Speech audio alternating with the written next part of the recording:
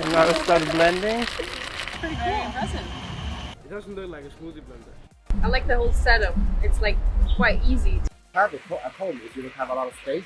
It's something that you can easily Yeah, for without sure. the big engine that always gonna take a lot of space to make easily. I would probably buy it.